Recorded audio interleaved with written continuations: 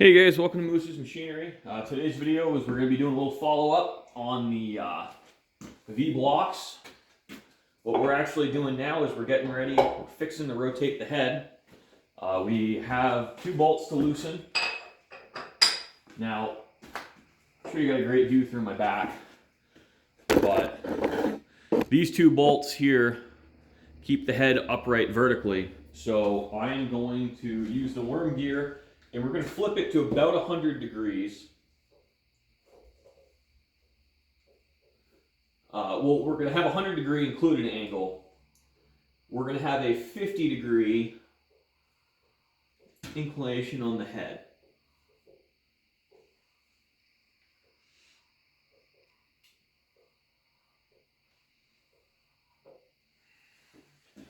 Now I need to shine a light up in there because it's hard to see.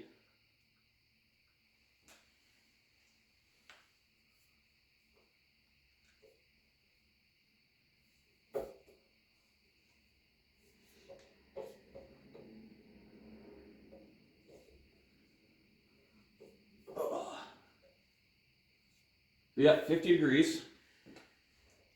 Now, if you may or may not be able to see it on camera, but we got all oil dripping out of the head. That's because I made sure to lubricate this before we got started.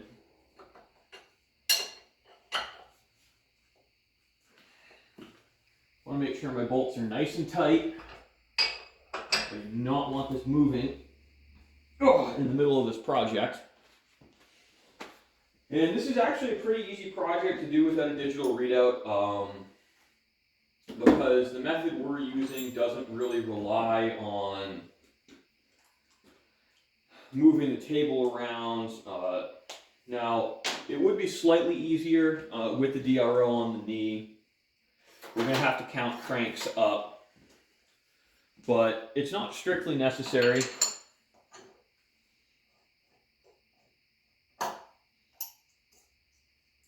You know, you just don't need as much as you think. Now, what I want to do here is just make sure my end mill is as short as possible. I do like rigidity. For a lot of jobs, I'll actually stick it so far up in there, I'll grab on the coating, but I won't grab on the flutes.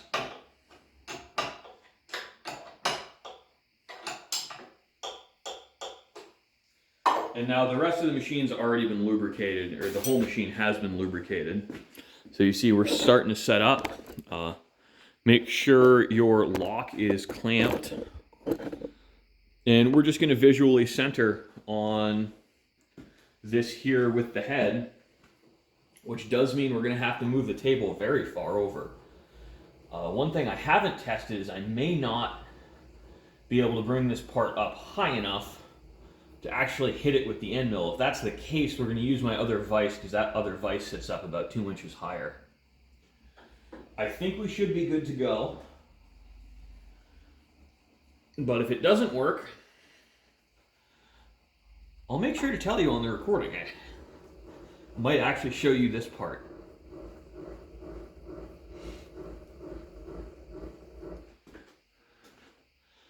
Oh yeah, you know, I gotta move the camera. I think you guys want to see the cutter more than the table. I don't know for sure.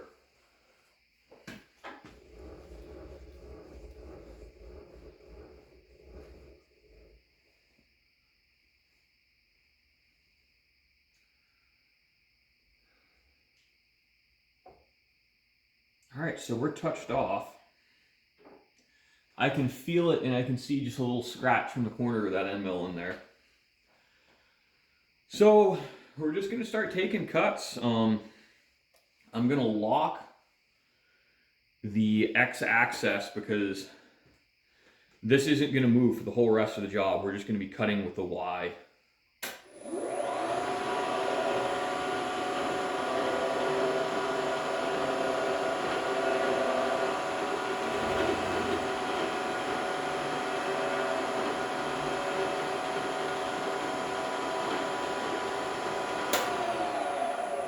You know what? This isn't high-speed steel.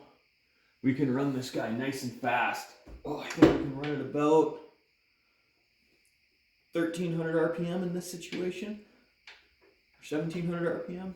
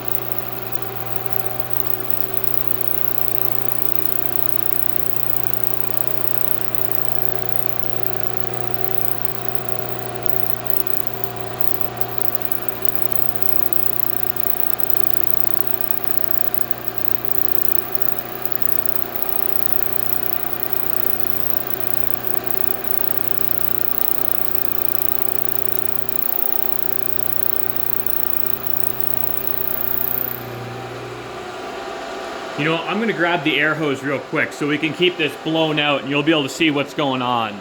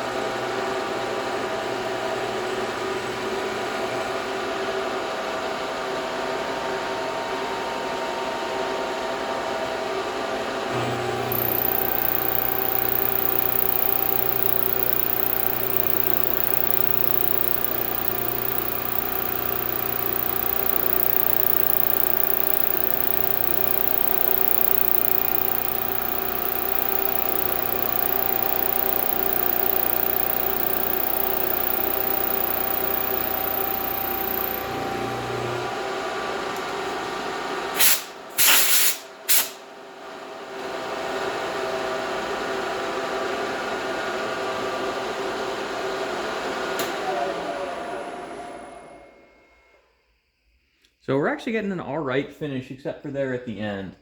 I think I'm just gonna take, well, we're actually gonna take a finish pass at the end, just to really see what that is.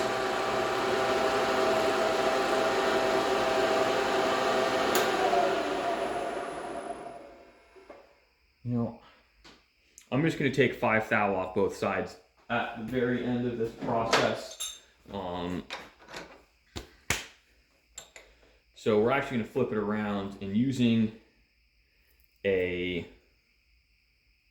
1, 2, 3 block. Sorry, words are hard when you're on camera. I don't know about you guys, but I do get some performance anxiety.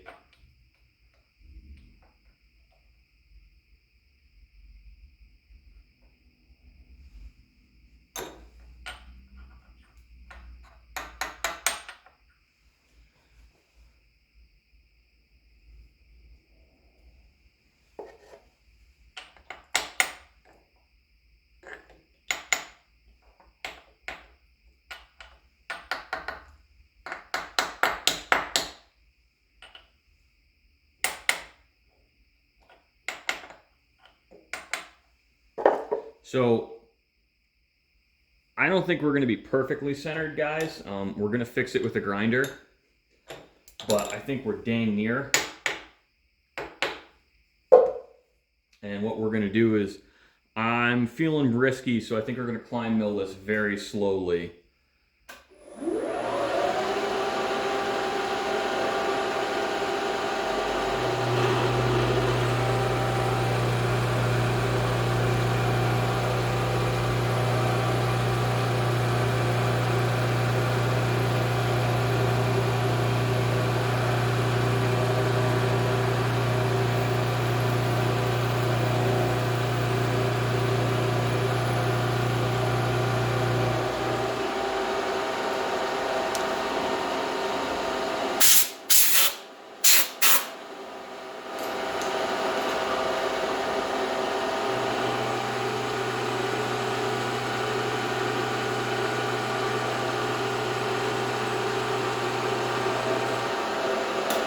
Now, actually, what just happened there, with what you guys saw, how even after doing that pass and changing absolutely nothing else, we still had more deflection. That's a really good example, or we still had more of a cut. That's a really good example of how an end mill does deflect. So I'm going to take a 5 thou pass on this side. Again, flip it end for end one more time. And then we are going to take a 5 thou finish pass on that other side we just cut. We're actually pretty close. So this is still a functional V-block. What I'm trying to do is just match everything as closely as I can and make this as precise a V-block as is practical. Because we're going to test it. If we're within 1,000th of center, I'm not going to grind. If we're more than 1,000th off, I am going to grind.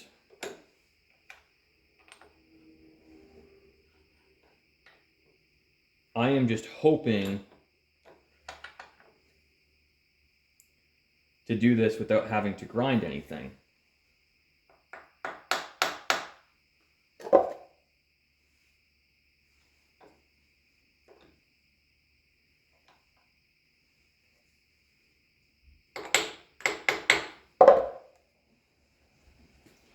Now this is just the tricky part.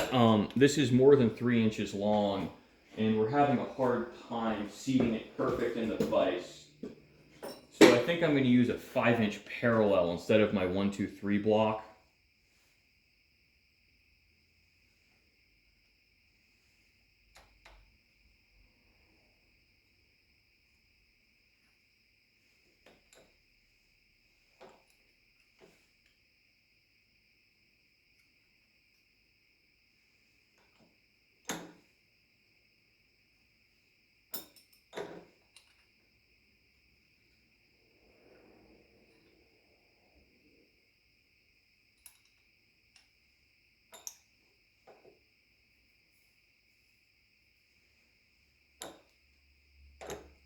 Now, in a perfect world, I'd actually run an indicator down the inside of this or outside of this, but I don't think that that's necessary.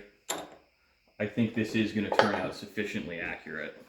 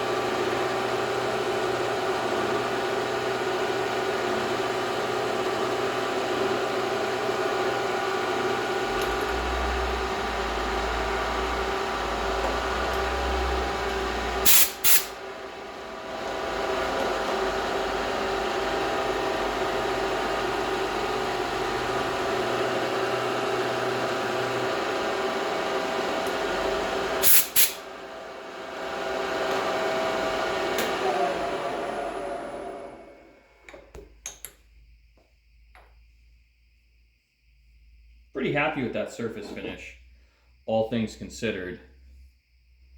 You know, this method it's pretty accurate. You know, this is definitely good enough for general purpose milling machine work. You know, you'll get those aerospace guys. I actually talked to someone today who's like, oh, you know, you have 3/10,000ths of an inch of run out on your spindle. That's horrible. And it's like, well, I'm not doing aerospace parts. And here's the thing. I don't really have issues with breaking any tools in this. So I'm drilling and reaming on size to the limits of the work I do. So why would I really worry about beyond that? This is one of those things, I can't make up my mind on how I want to set everything here.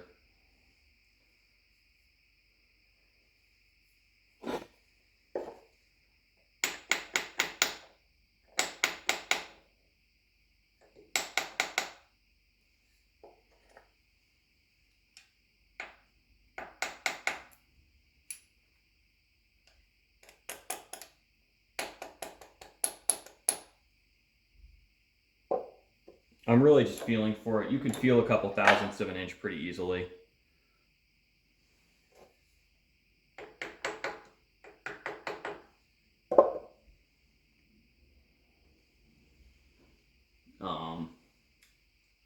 You know, I think just from what I'm seeing, to be as accurate as I want to be, we're going to grind.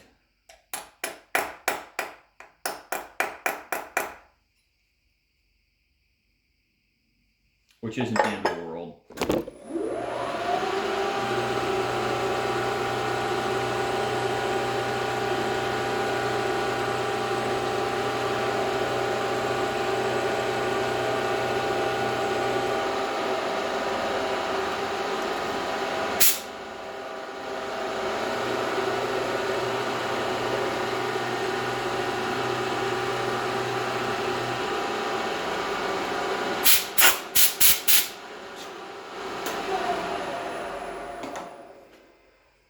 So that's enough for today's video. The next video we're going to do is going to be a discussion on inspection, and we'll just go from there. We'll see how far off we are, but just visually looking at it, and you see that drop?